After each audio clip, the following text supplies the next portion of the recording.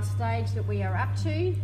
So when we've stitched inside here, we've stitched the welt to the bottom, foot's width right to the edge of our welt and edge of our welt. Then we've folded our lining around, and we've finished a centimetre shorter at the top and bottom. If we flick it over to the back side, you'll see where you've stitched on your welt goes to the edge of the welt to the edge of the welt. The top row finishes a centimetre shorter on either end. Okay, we're going to do the same process as what we did last time. We're going to cut up that middle. When you cut up, do not cut your welt or your lining, just cut your main. Alrighty, so let's just trim into it. We're just cutting our main only. We want to finish 5 mils before our drill hole. Cut into your main only. Finish 5 mils before our drill hole. I'm going to put my finger in there, flick that underneath fabric out of the way, because I want to cut now up into the edge of that stitch line, just like we did before. Flick that thing, using my fingers underneath to flick the welt out of the way. I'm going to cut up right into the edge of that welt. Okay.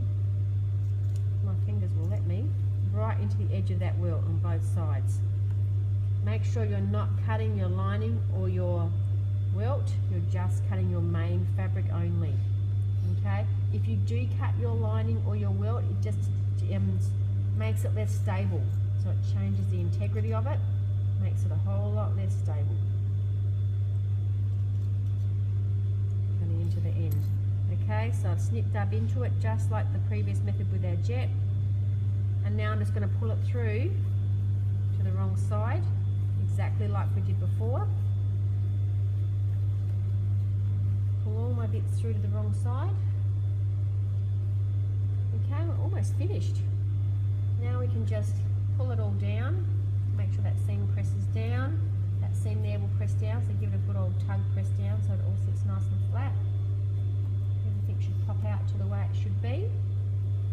Okay, the first thing I'm going to do is top stitch those two edges. Add an edge stitch, back tack, stitch, back tack, stitch, back tack.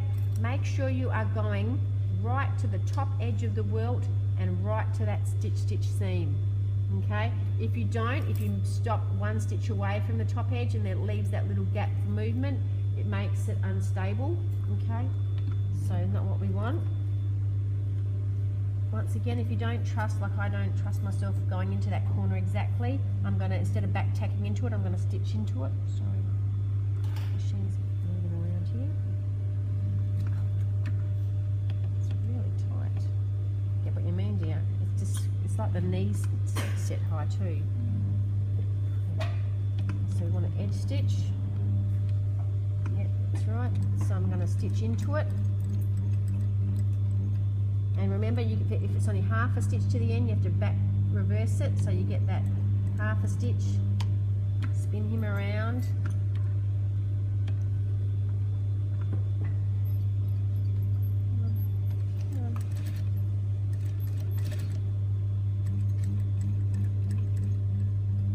Beautiful. Get him around.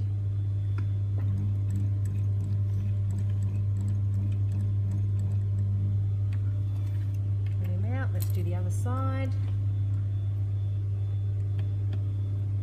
It's a workout, this machine. I think it's extra, that's why. I might have to adjust that knee pedal a bit, because it is a real workout.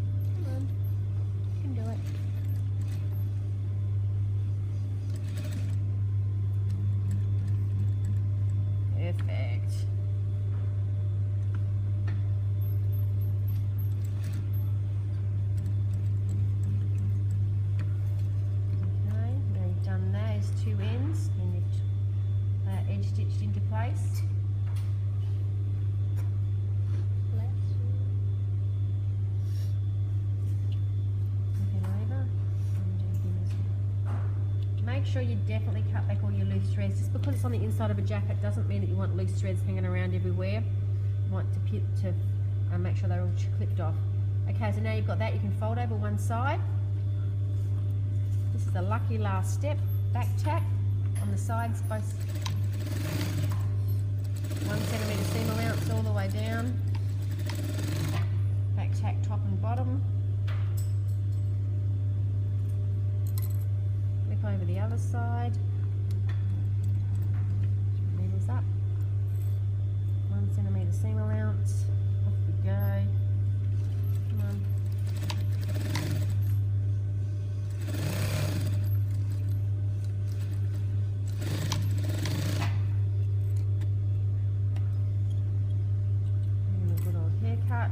Go give them a good old press. So that's your underside. Sides are now stitched up. It's totally enclosed. This is your welt pocket. It's totally enclosed, totally finished off. Give him a good press, and that's stage 4 done. Any questions?